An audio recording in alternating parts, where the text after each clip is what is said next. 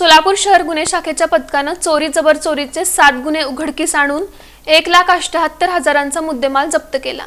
याबाबत अधिक माहिती अशी बसण्णा सत्तू शिंदे वय 30 राहणार न्यू शिवाजीनगर गोंधळे वस्ती सोलापूर आणि अक्षय सीताराम कांबळे वय 24 राहणार भारतरत्न इंदिरानगर गेंटल टॉकीज पाठीमागे सोलापूर यांना सोलापूर शहर गुन्हे शाखेच्या पथकानं ताब्यात घेतलं। त्यावेळी त्यांच्या ताब्यातून चोरीच्या 2 मोटारसायकली आणि चोरीचे 3 मोबाईल हस्तगत करण्यात आले।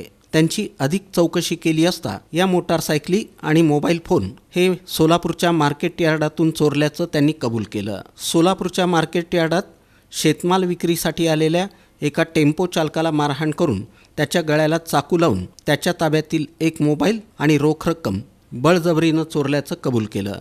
तसंच आणखी एक ज्युपिटर कंपनीची मोटारसायकल देखील चोरल्याची कबुली दिली। त्याचप्रमाणे दिनांक 25 डिसेंबर 2024 रोजी 2 नंबर बस स्टँड सोलापूर इथून गोविंद यलगा कोंची कोरवे राहणार विक्रोळी मुंबई याला ताब्यात घेऊन त्याच्याकडून दिनांक 14 डिसेंबर 2024 रोजी सोलापूर एसटी स्टँड इथून चोरीला गेलेला 10,000 रुपये किमतीचा मोबाईल हस्तगत करून फौजदार चौडी ठाण्याकडील गुन्हा उघडकीस आणण्यात आला।